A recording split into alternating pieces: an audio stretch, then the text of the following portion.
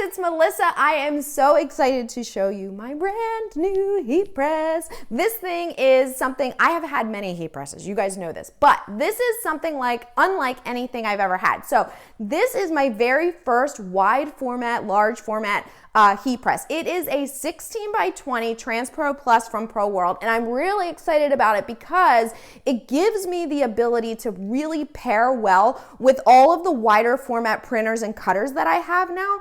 So it allows me to not only work faster and produce, presses much quicker than if I was to do, one-offs on a smaller, but it also gives me obviously that wider and larger platen. So a couple other cool bells and whistles about this one that we'll get to. It has the pull out bottom platen, which people love, and it's auto open, which you'll see. It's like, hey mom, no hands. Look mom, no hands, which is really cool. Also, you can see this thing is pretty large. So I have to, if you're a little vertically challenged like I am here, 5 foot nothing, you might have to stand on your tippy toes just to reach it, which is just another awesome reason that it's auto open. Okay, so today I'm going to show you how to make sublimation socks. So if you have ever made sublimation socks, so this is my sublimation print. As you can tell, this is going to make one pair of socks. However, previously on my 15 by 15 heat presses, because of the size of the socks, they're more than 15 inches, I would have to go at an angle, corner to corner, in order to press, which meant I could only do one sock at a time. Well, this heat press, because it's 20 inches long, allows me to I could do 3 or 4 socks at a time. So you'll see, and I'm only going to do one pair right here, but because I am able to fit all of these socks, and I'm going to show you, these are like the little molds that I use to put the socks on, which you want to do because it stretches the fibers to gives you a more intense color when the sock is then put on and kind of stretched. So you could see I could fit one more here, but 3 is actually really good. So this is great because, as I said before, when I had the smaller press, I had to go at an angle, and then obviously you can only do one because it was only long enough corner to corner. So this 16 by 20 obviously does way more than socks. If you have other sublimation or heat press designs that are larger than probably 14 inches or so, this is really great because you could do it all in one. So as you guys know, a lot of presses don't get even pressure around the edge or heat around the very edge. Not only does this one do that, but then you're able to take full advantage of the 16 by 20. Also, the reason that I'm able to do what I'm doing when this is at 400 degrees is because this bottom platen is pulled out. I'm not working directly under that radiant heat that's coming off of the top platen, okay? All right, so I'm actually gonna work directly on my press here with these sublimation prints. So I got to get this all ready. So all I'm going to do, I'm just going to trim these down, and then we'll do, like I said, 2 at a time. So we'll just press them at 400 degrees. Oops. We will press them at 400 degrees for 1 minute on each side. Okay, so get that all ready. I need to grab some tape, and we will get this all set. I'm actually going to move over to my table so that I'm not working directly on there. I need a little, not because it's hot, but I just need a little bit more room. Okay, so these socks, these are sublimation socks. These are actually also from Pro World. So I just put them, I made these little molds from just cardboard. It's chipboard or something that I've put together. But I do this so you can see it kind of stretches the sock out a little bit. And then that way, like I said, when you put the sock on, especially for dark colors, when the fibers are stretched around the sock, they kind of get a little bit duller. So by stretching it while you are doing the sublimation, then you are actually getting, the more vibrant and dark colors across more fibers because they're not all squished together. Okay, so you don't have to do this, but I like to do this because it results in the best looking socks. Okay. And you can see these have been used. Okay, and this is the back of the sock, which we will do separately. Second. Okay.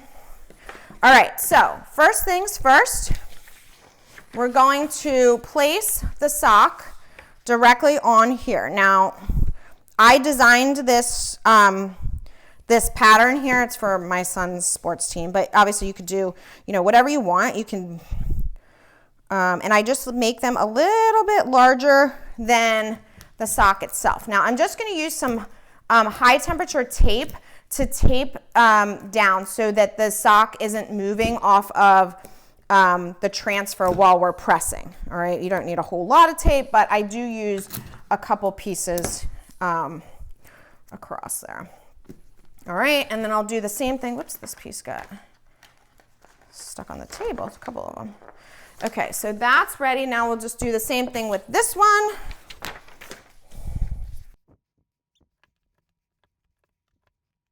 All right, so now, these are now ready and we can move them back onto the heat press.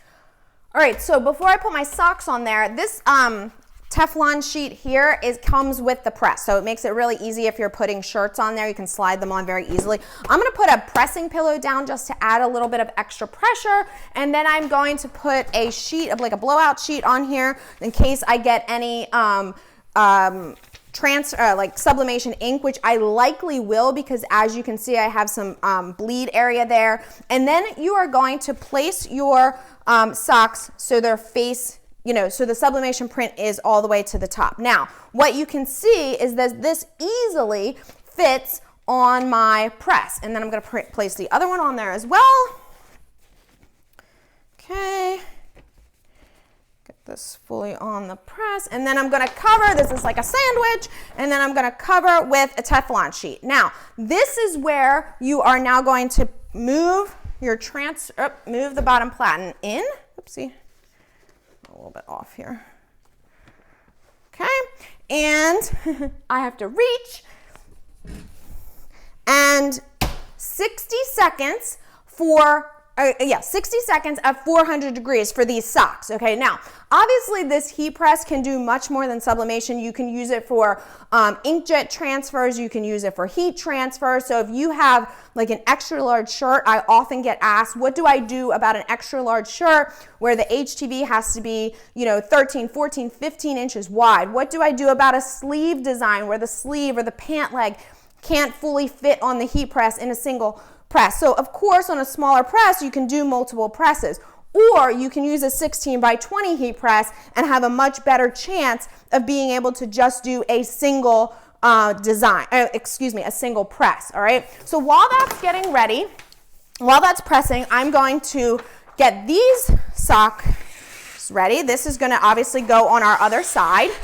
All right, so the nice thing is I don't need to worry about this because it's going to open itself. See that?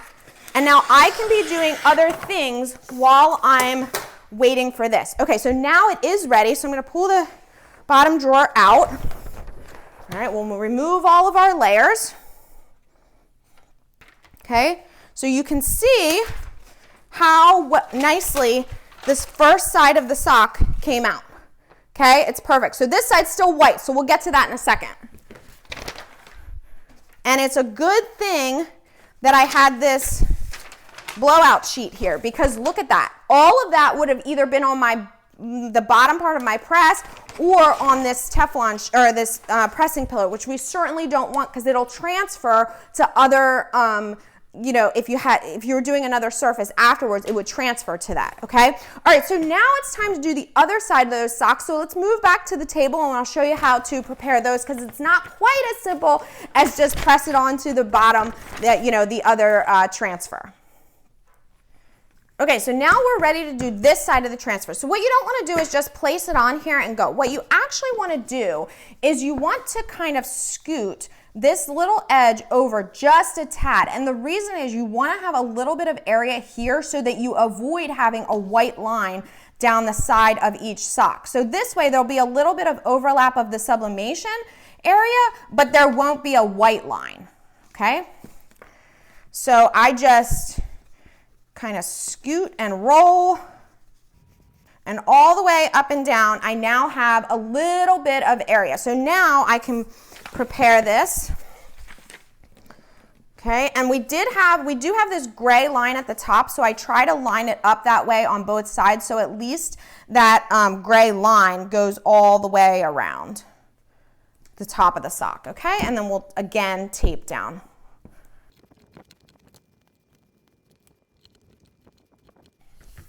Okay, so these are all ready, and now I can move those back to the heat press for the second side, and then we will be completely done.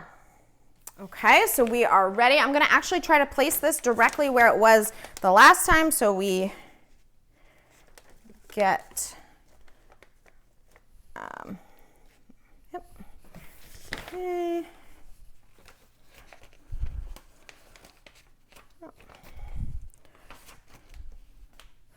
Right, add all our layers. One more time. Press that bottom plate in. And another 60 seconds.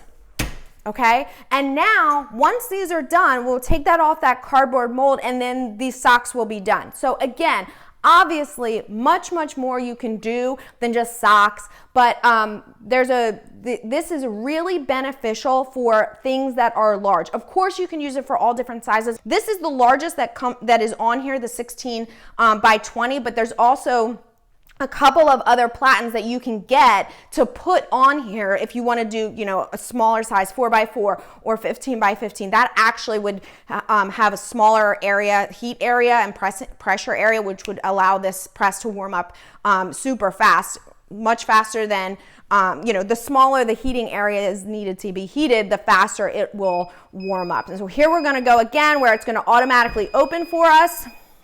Nice and smooth. You can see it doesn't really, it jumps a little tiny bit as it's unlatching, but nothing that's gonna be any type of big deal. All right, so here we go again. And now we have completed the back of the sock. This is hot, so I'm gonna do the other one real quick before I pull it off the cardboard. Okay. Let's get all that tape off. Okay, and now we have sock. Super cool, right? So I made these for my son, and of course I knew this was gonna happen. He was like, oh, my teammates all want them too. So now I'm making socks for the whole team. That's all right. All right, so you can see how these are very intense color, and the reason that we stretched them while we were pressing them is because as they stretch on the sock, this color is gonna fade a little bit just naturally as the fiber is stretched. But when you pre-stretch it while you're pressing, will get the most intense color. If you just pressed it just like, you know, just like it when it comes out of the package, you're only going to have sublimation on that very top layer, and when it's stretched, those stretching layers that are in between are not going to get the sublimation ink. So that's why we do that. These can be used over and over again. As you can see, these are kind of well loved here. This sheet I will throw out because I don't want to transfer this ink to anywhere else. All right, you guys. So if you're thinking about a 16 by 20 press, if you're looking for something that has a pull-out drawer, auto open, you have the ability to swap different Platens and stuff, the TransPro Plus 1620 from Pro World has been a really great addition to my workspace, my office, my craft room, whether using with all of my larger format printers and cutters, or like I said, obviously can use it for smaller scale projects and just do multiple at the same time. All right, if you're interested, all the links for the press, the socks, and everything that I used, you can find in the description below, and I'll also throughout the video, you'll have seen them up top, so you can head over and grab one or learn more if you're interested. All right, guys, I'll see you soon.